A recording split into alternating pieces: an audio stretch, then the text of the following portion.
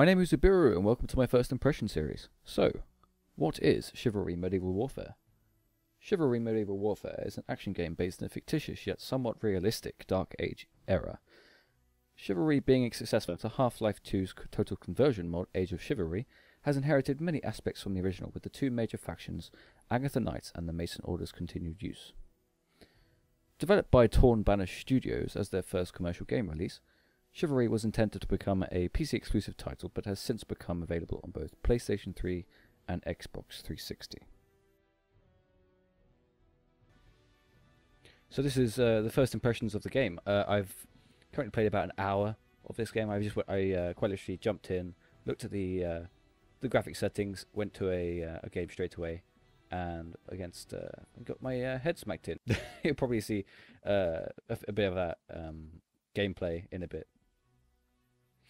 But anyway, my first impression of the game, I'll quickly run through the graphic settings of the game. I have a couple of points which I'm not so happy about, which is the current cap on frames per second. It's quite usual for a game like this, a quite quick action game, to have a cap of 60 frames, which I'm not too disappointed about, but 120 frames is always better. I like the customization on here. For instance, the ragdolls. Once you kill people, their bodies stay on the floor. You can increase this by however much you want, up to 100. I mean, I'm sure that would tank your RAM and your system processing quite dramatically. But that's why mine is on the default 15 for now. Okay, the field of view is good.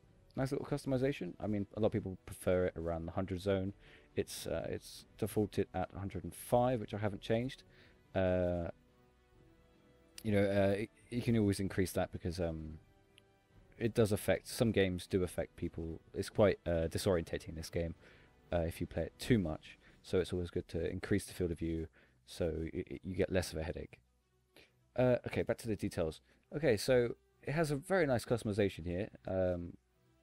Particle quality, character quality, all the settings here, they are on. I put them on purely to see how it affects my system. I've turned the detail mode down to medium only because I was suffering some FPS problems. My system is quite good. It's actually pretty good. I got a AMD 8350 processor, overclocked to 5 GHz, and a 7870 GPU. I have no problems getting most games to 60 frames or 120 frames. But this game, it likes to take it down to 40, 35. So for now, I've taken it down to medium. Many of these effects are nice. Got some nice foliage quality. Max details here. I imagine this will increase the quality of the characters. So for now, I'll keep it at its about the same. Anti-aliasing, MLAA. There's lots of different choices here. I always choose MLAA over the others. This is probably what's tanking my system, honestly.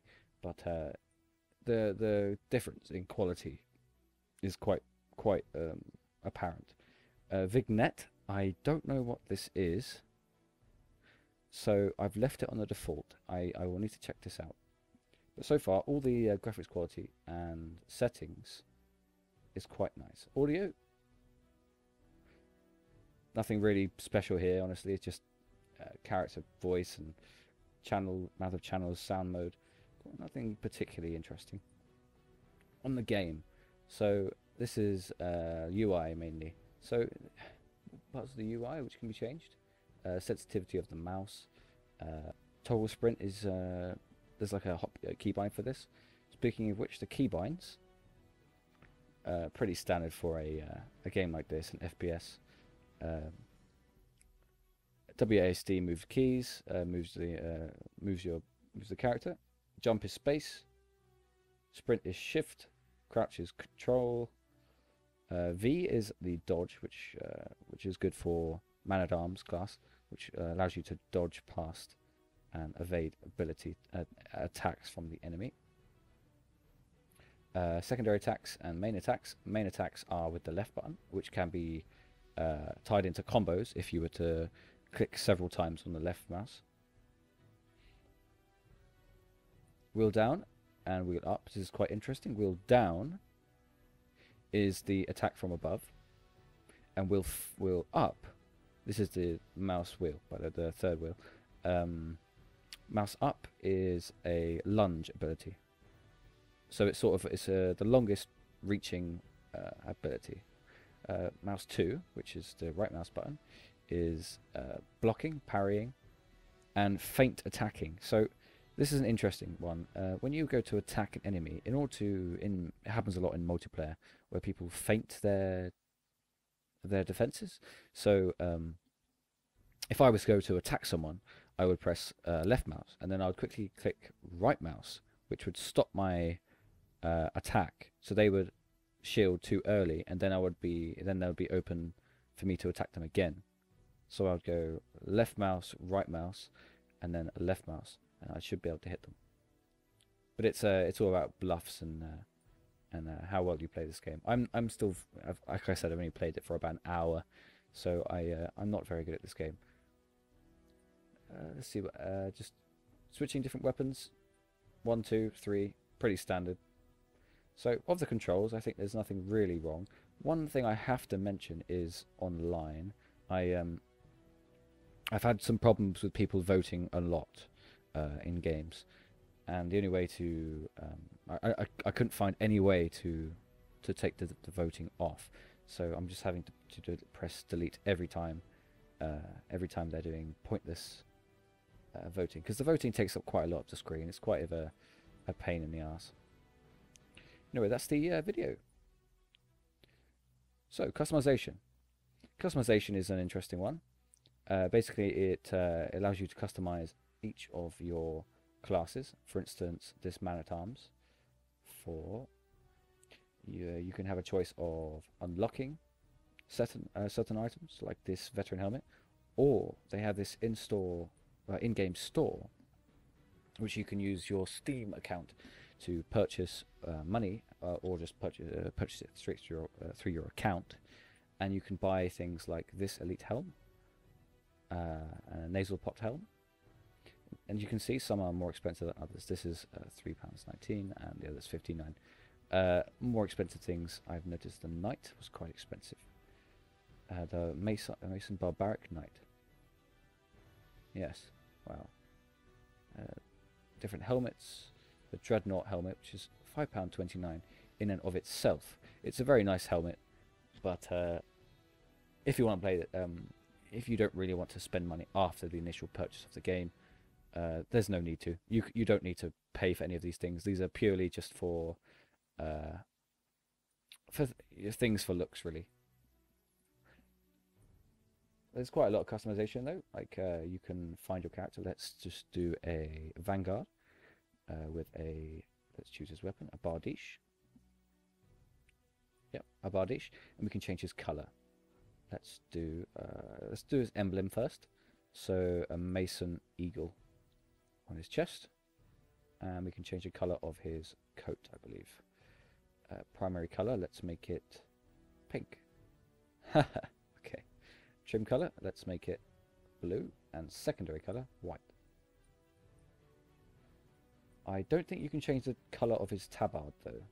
I might be mistaken. Oh no, I think I am mistaken. I can. Yeah, blue. Isn't that pretty? So yeah, there's quite a lot of customization here. You can customize these and then just roll into battle straight away. Some nice touches, really. Now I'll quickly run through all the classes in Chivalry Medieval Warfare. Today, just for instance, we'll be choosing Agatha Knights, which are the good guys. I will fight. I will quickly discuss the current classes in the game. There are 4 classes. The first one is the Archer. The Archer has no armor and over average speed. The speed indicates maneuverability. The armor obviously indicates how much health it has. This and a 1 versus 1 in the melee range versus one of these other 3 melee classes will be destroyed, but the benefits of having an Archer class is staying on buildings and fortifications and shooting down at these other targets. The Archer's current weapons include the short bow, the longbow, the crossbow, javelin, and the sling. And also these other interesting ones which can be unlocked with experience earned in battles. And there are some other weapons and items that can be purchased directly from the Steam store. So that's the main weapon of the archer. Range is key. The secondary weapon of the archer is usually a small melee weapon, which can be used to try and defend against one of these other 3 melee classes, however unlikely. They include usually just daggers or knives, hunting knives. Some of them, as I said earlier, can be used to can be purchased from the store. Cudgel here and a thrusting dagger, interesting ones.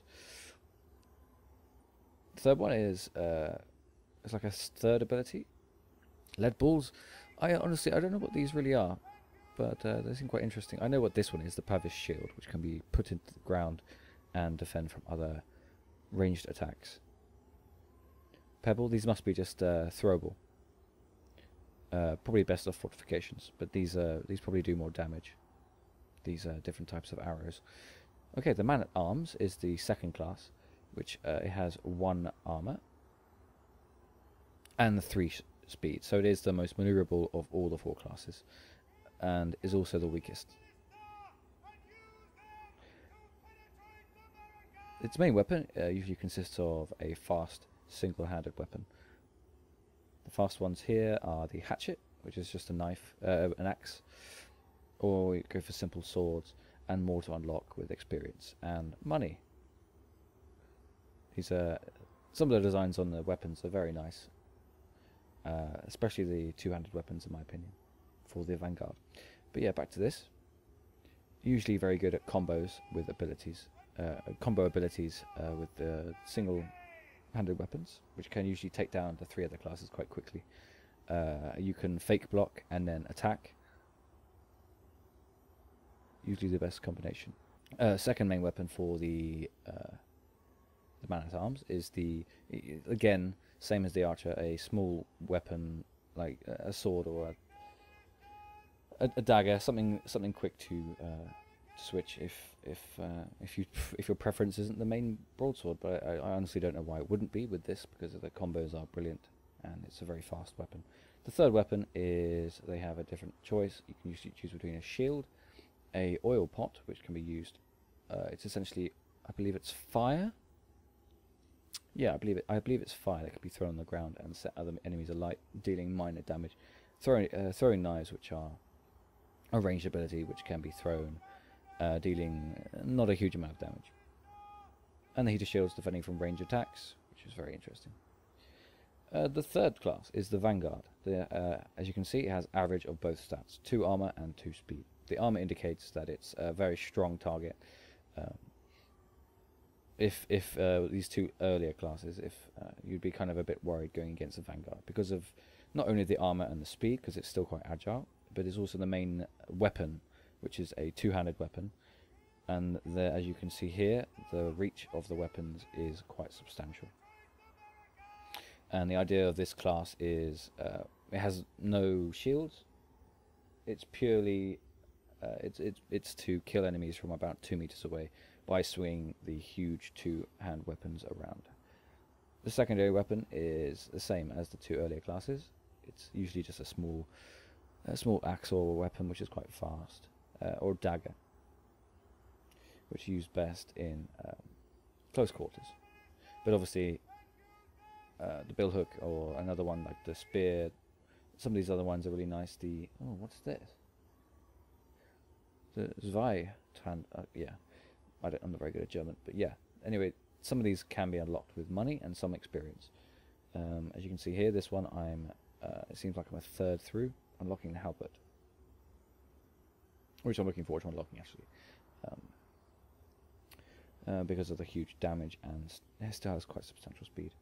The third weapon or ability of the Vanguard is throwing axe, throwing knife, or a unique item, which is the smoke pot, which is used very well against ranged.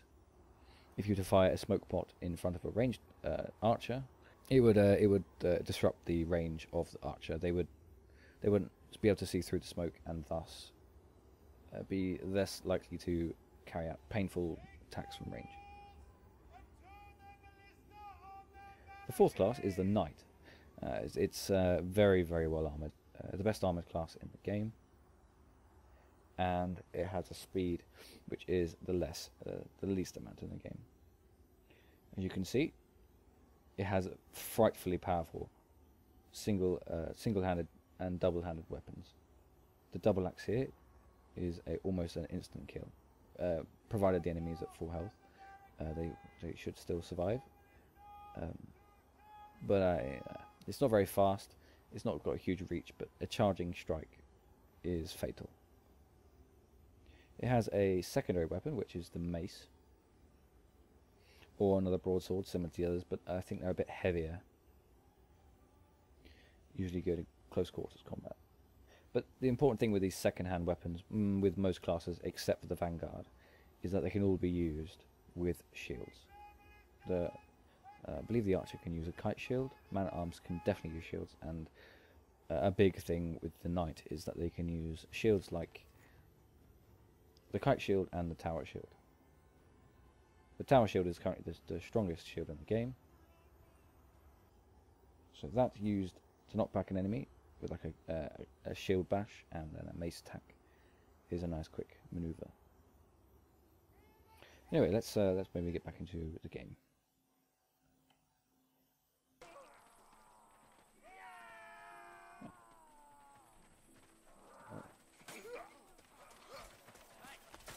Oh, there we are. So as I was saying earlier, the left click is a ordinary attack, as you can see. Right click is a very quick parry or block. Forward click is the stab, and back on the mouse wheel is overhead. Anyway, we are the red team. We want to kill some blues. Okay, let's find some blues. There's one. Come here. Yeah, come on in.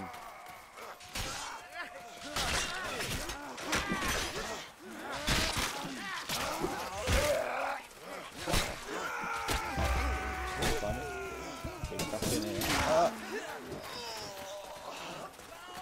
Now we're still at one though. But I dealt some damage to my team. Let's continue. Excuse the... Oh, it looks like... graphics are quite good. It's even in medium. I'm not disappointed. But right now, I'm currently getting frames of around 50.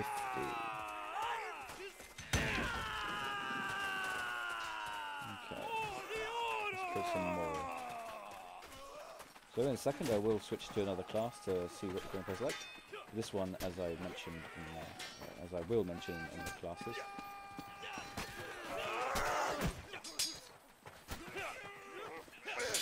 Come here. I got him. I got him.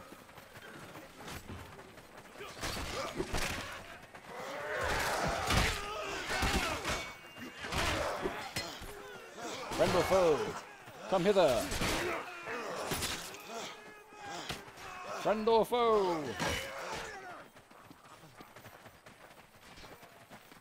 Ooh, this guy looks deadly. Some people really put it out in this game. Blimey. The gore is quite substantial in this game. Beheading, disarmament, and the bots, what they're called, the ragdolls you can affect as well. When they're on the floor you can hit them a few times and... more blood and guts. So if you like blood and guts, then it's probably your type of game. Very brutal medieval combat. Come on.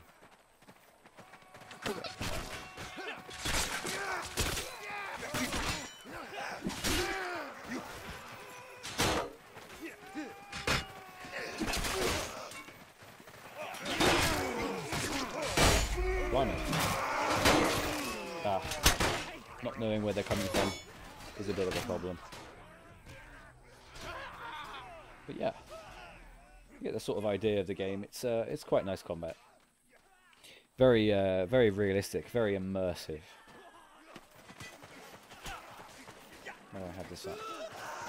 Yeah, very immersive. I will cut to a game I had earlier shortly, just to give you a brief bit of background noise that I experienced the first game I played.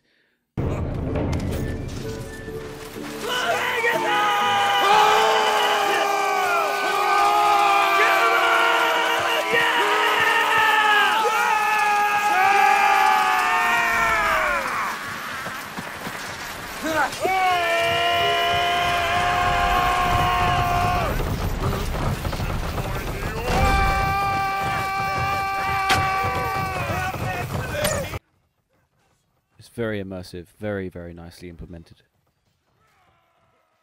Okay, this time round, we will play an archer. So yeah, archers is, I'll show you. I haven't got too many kills with this class. There's one.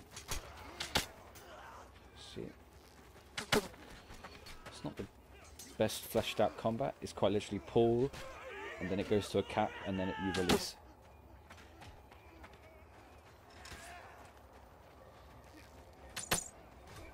There is a zoom in option as well, so when you aim in and you hold down the right mouse, you zoom in slightly. Second weapon is the knife. That's quite good. But let's focus on the priority, which is the bow. Get off some of these people.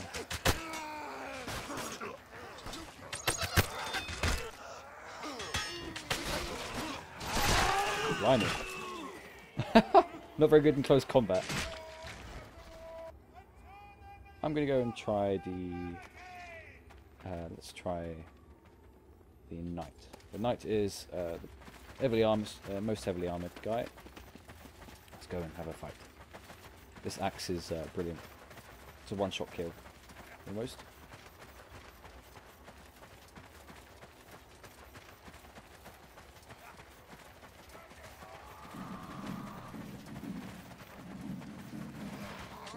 Let's see if we can get some kills. Come on.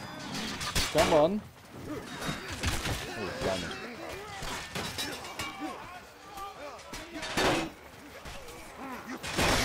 Oh, I got ya.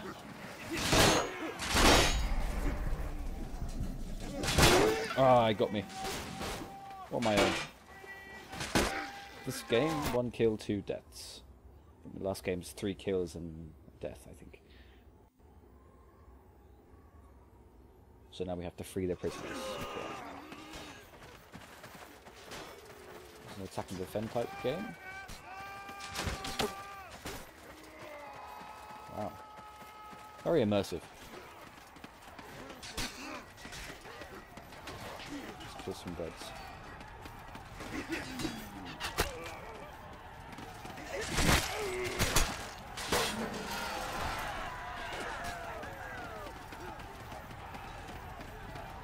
This.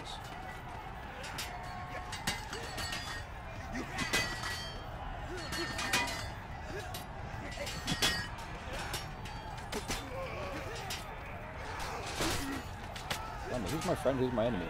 I think this guy's my enemy. I think he was. Yeah, he was.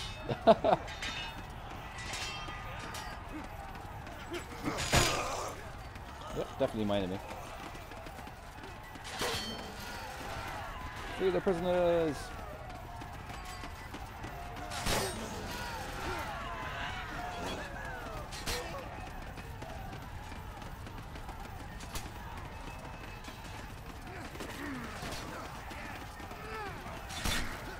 Come here, Chalky. Come on.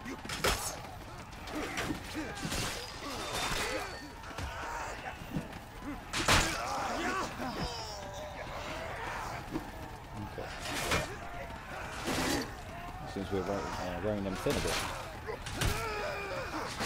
Blimey. Okay. Next step. I'm going to choose something a bit more competent, I think. Back to the Vanguard. My favourite class. Let's go.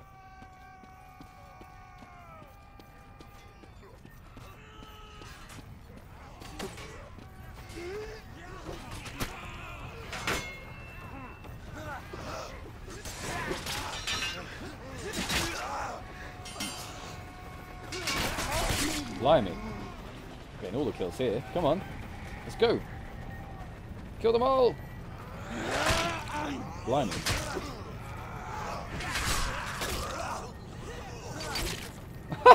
What the hell was that?